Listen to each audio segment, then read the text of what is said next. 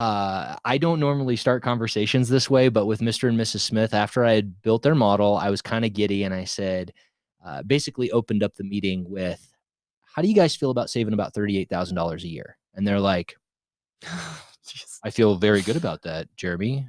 How are we going to do that? And I said, well, first of all, let's get real clear on what you want, because saving money is pretty easy with what you've got going on. And they're like, what?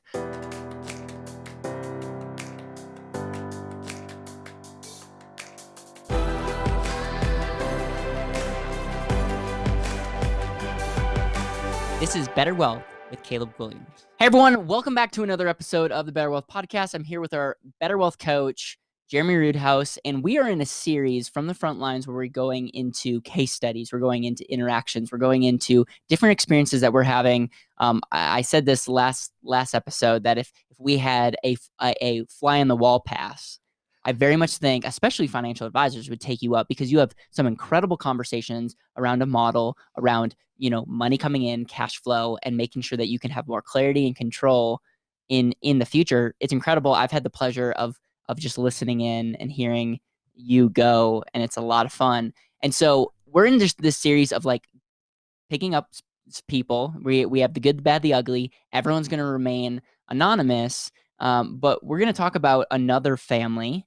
And I want to just I'm hearing this for very much the first time, and I want to highlight certain things that this family's doing good, this family could improve upon, and the hope is you watching this, you listening to this, that you can take one idea, two ideas that can change your financial future. Because we realize that sometimes learning from other people's successes or failures can be great. I'll tee you up with this. A smart person learns from their own mistakes. A wise person learns from others. Maybe that should be the theme of this whole series. This Mr. and Mrs. Smith are quickly becoming some of my most funnest, no, that's not a thing, but my most funnest people to interact with.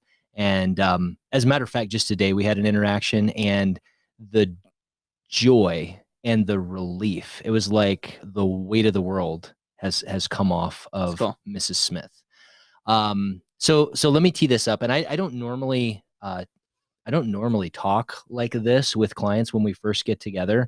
But after having built their model, which we discussed in the previous episode as we're kind of starting this series. And quickly, I think each series, just quickly say what the model is. So the BetterWealth model is a cash flow ratio model that is measuring the ratio between what you're consuming and what you're saving or controlling for the future. So we break down your household economy. And you can do this with really any economy, whether you're single, whether you're a family, a couple, even business. Money only does two things. It either gets consumed or it gets saved or controlled for the future. I like that. And so this is a revelation to people because we like to make this more complicated than it really is. Yep. So the model is an accountability instrument that allows us to use some numbers and data to measure things over the course of time so that we don't miss the mark as we're coaching. Yep. And so that the client or the unlimited member is able to have that assurance that we can come back and look at what we did before. It's not some arbitrary guess, like we threw a number at the wall and that's what we're saving into our Roth now. How did we come up with that, right? This is accountability. Yep. Okay.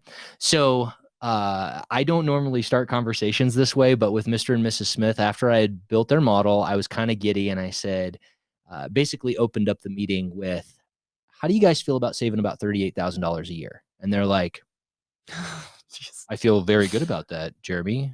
How are we going to do that? And I said, well, first of all, let's get real clear on what you want, because saving money is pretty easy with what you've got going on. And they're like, what?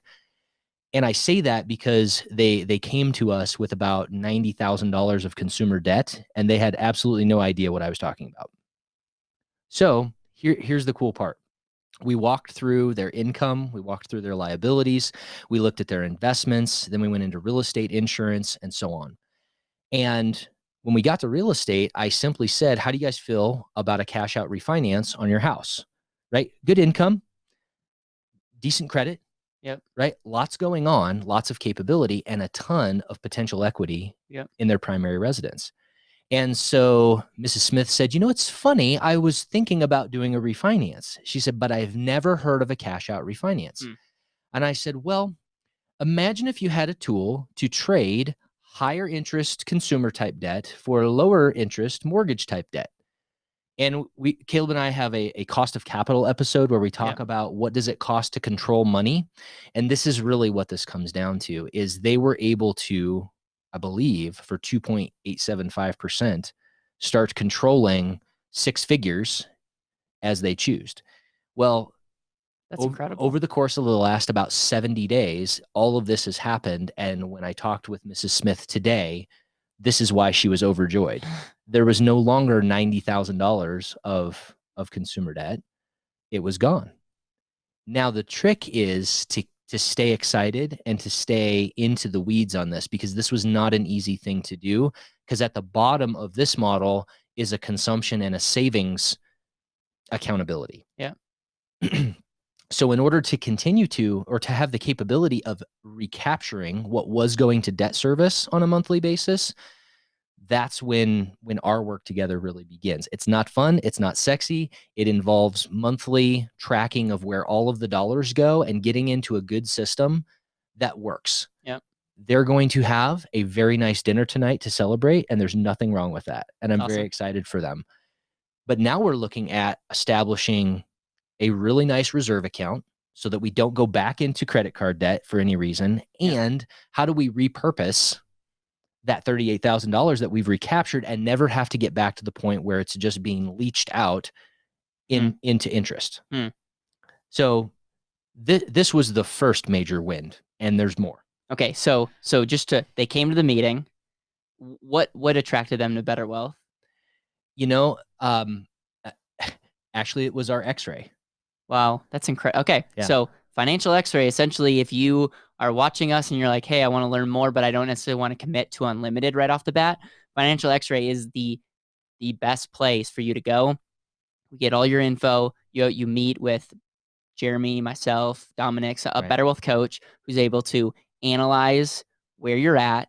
And then very much the reason why we call it an X-ray is there's a diagnosis and then there's a prescription. And so that a lot of the times the prescription shares with you what you need to do. And then some people are like, hey, I want to do that with you. And some people are like, awesome. I now have the blueprint. I have the prescription to go and do it myself. And the purpose is to help people get that next step. So with that, so they came through the X-ray, their eyes were open. They ended up going through this program. First meeting, you were like, I'm going to save you $40K. Yep, pretty much. I like to round up 38,000. Okay. So bam. And they're like, oh, wow. And it's because you saw when you looked at all their numbers, it would be even before talking about their clarity statement, you saw that there was some inefficiencies. And by that one inefficiency, I mean, I would love to do an opportunity cost analysis on that and actually what the lifetime value of you saving them that money. I think that'd be cool too. Yeah. So and what Caleb is saying by that is, the over the course of their life, if they had continued hemorrhaging $38,000 a year, what is the real cost behind that? Because it's not just today's dollars, it's what those dollars could have done had they not gone somewhere else. Right. So this is real profound. And what's fun is we get to work with these people in a coaching capacity, and they're super excited. They've already talked to their neighbors, their friends, their relatives, and they're really, really excited about what they're doing. Cool. And quite frankly, it's going to take a little bit of momentum to continue on into the hard work, which I will continue to emphasize as a coach. The hard work of getting somewhere is consistency, and continuing to be vulnerable to a reassessment of the model. Yep. So that was kind of the first big win. All right. You want to know about the second one? Yes, I want to know. And I want to, if we can go through quickly their numbers, because I think that helps the listeners really kind of understand where these people are coming from.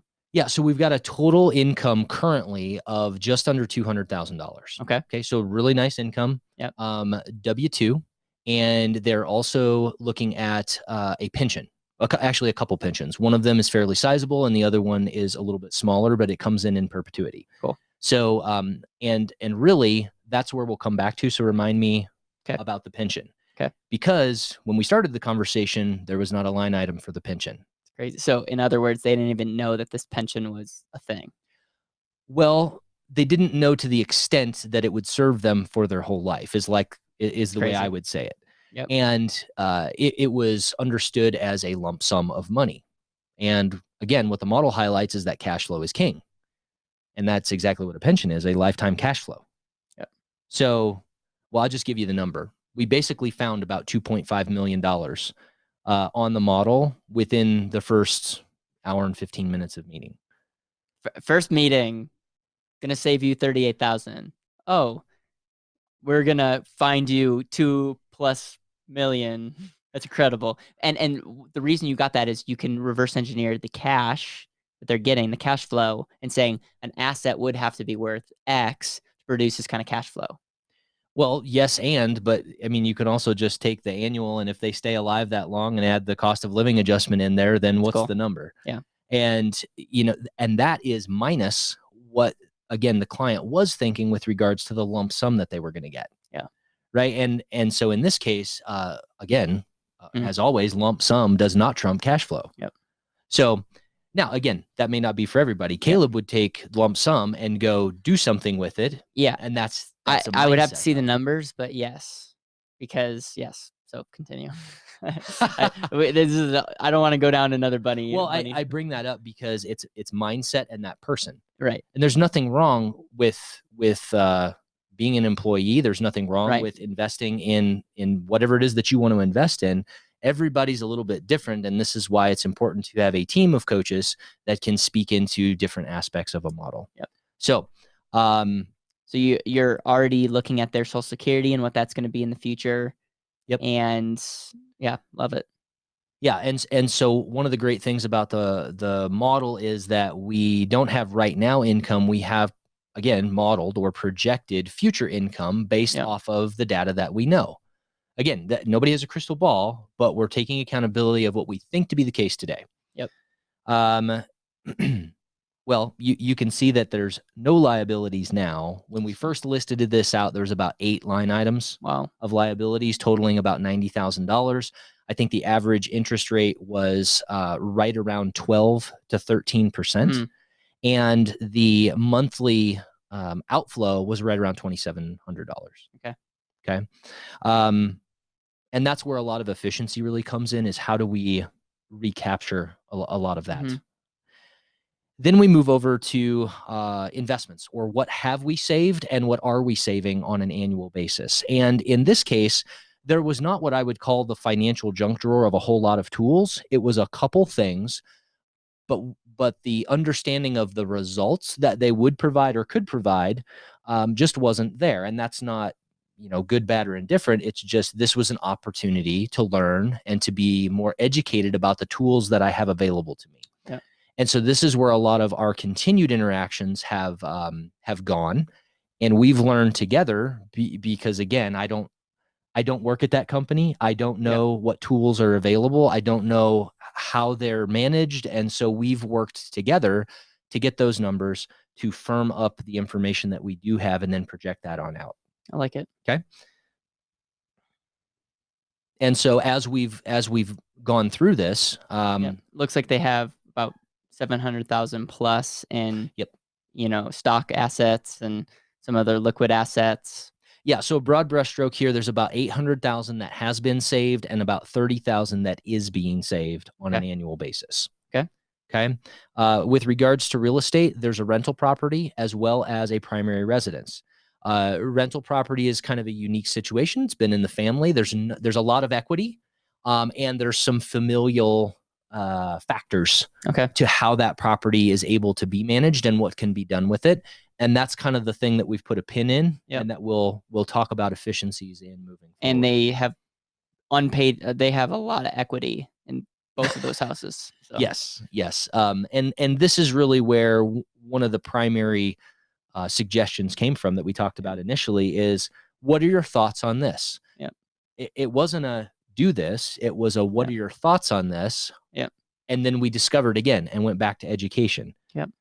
The whole teach a man to fish thing. Yep. This is going to be principally things that this couple can build their financial future on by looking at their money and finances a little bit differently than they had been previously. So insurance and or risk management. This was also an education point, right? There's a couple things that are not where Mr. and Mrs. Smith want them to be on their model. And one of them is disability income insurance. Mm-hmm. Right? If one of the parties was to have a disability and not be able to go to work, this model really significantly gets impacted. Yep. Very, very heavily. And that was also the case with life insurance. Yep. Right. I see So that. if if the primary wage earner in this particular household died, for lack of a better term or word, Yep. this model falls apart, and it falls apart quickly. And there's a child involved. And when I just simply said, what do you want? How do you want to protect against this risk? We were able to have a very nice open dialogue. And again, it's not about, you don't need anything. What do you want to do? Yep. You're going to die. I'm going to die. It's a pure risk. We also may not be able to do our jobs at some point in time. Yep. How do we protect against that? Or do we even want to protect against that? Yep. Okay. So we're fixing up some of those things. We also have a tab on the model that has to do with legal documents. I'm not a legal beagle. I don't know all of the legal things, but this right now for unlimited, and this is one of the things that we're continuing to build out, is put a pin in it. Do you have it? Do you don't? And there's certain groups of people that may be more at risk, and that's where we really make that recommendation to reach out and solidify this part of your plan. Yeah. What's great too is that this really has inspired a lot of unlimited members as families to have more purposeful dialogues about those times in life where emotions can be high and decisions have to be made, maybe having those dialogues beforehand. Yep. Injuries, illnesses, deaths, things like that.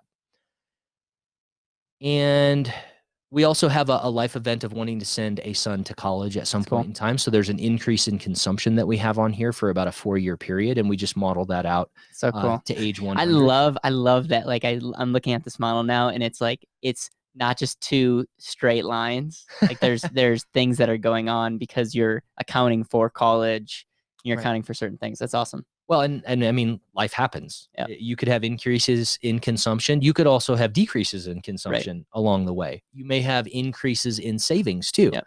Maybe you sell a business. Maybe you have a lump sum come in because of an inheritance or something like that. Yeah. We can project all that out. And if you wanna get just a sense of what the model looks like, if you go to betterwealth.com/assessment, or you can just go to betterwealth.com and click the assessment tab.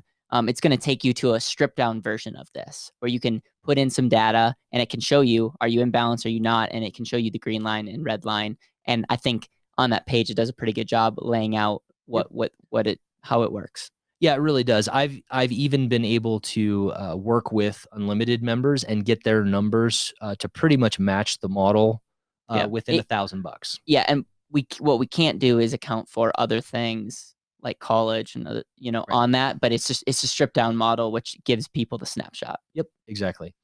So when we originally got to, is the red line on the green line, which again, for those of you that this is the first episode that you've listened to about the model, there's a red line and there's a green line. And in a 2-line graph, we look at the balance between consumption and savings or control. And is what I'm doing going to get me the results that I want? Yeah. Right. So when we first looked at Mr. and Mrs. Smith's model, they fell out of balance at about 68 years old, which is 3 years after retirement. And I want that to sink in. So when they first came in to working with us, right, you modeled what they gave you, and they were going to run out of money 3 years after their desired retirement age. Well, the desired retirement age was actually a little bit less than that, but we quickly adjusted that. But basically 3 years, yes. Wow. That can be very emotional. It most always is pretty emotional. All right. So continue. So but 98% of people are in that position to some degree or another. So where their model falls out of balance now is about 94 years old, and we're making steps to solidify that pretty dramatically. And again, the bedrock of this is track the money, track the money, track the money. 100% of the people that have a balanced model that I have seen and that I have worked with, and again, this is across the board, they track where every dollar goes on a monthly basis. I don't know how else to say that, but I guarantee a bank does this. Yep. I guarantee successful businesses do this. Yep. And I know that successful household economies do this. Yep. because again, 100% of the models that are in balance, people track the money every Yep. single month. And that's what I, they're on the course to do. I love this. This is maybe an extreme example. We're not saying that if you go work with us, we're going to find you $2 million and $40,000 before you even meet with us. But it is an example. If you can get someone that's not emotional about your situation, that understands cash flow, liabilities, assets, understands where you want to go. We had Demetrius in here the other day, and he just talks about empathy. Yep. Empathy. You have to be incredibly empathetic. And then what really gets us fired up is when we can help you use that money as a tool to best help you live your life. And so this is an incredible example. We extended right now, and this is the first year of working with us. Right. So give us another year and see what happens. But we've pretty much extended over 25 years, 20-ish years of a balanced model accounting for 3% inflation, not reducing their lifestyle. Great work. Correct. And really the lifestyle that is showing here is probably going to be tailored a little bit, because Mr. and Mrs. Smith are in the process of doing what we call an audit of their household economy and saying, is this a want or is this a need? And they're walking through that framework. Well, keeps me 98.6 and upright. That's a need. Everything else is a want. Is this moving me in the direction that I want to go? Yep. Yes or no? Okay. Yep. And then we make decisions from there. It seems elementary. There's really nothing sexy about this at all. And working with a coach makes it all that much, all that more easy to do, because somebody's going to go, hey, how'd this go? What happened? Yep. Where are you at? Did you track your money? Doesn't look like you did. Smile. Again, this is not my model. I'm very, very proud of Mr. and Mrs. Smith. They are the master and commander of their model. We are here to advise, assist, train, educate, empower, allow you to cry.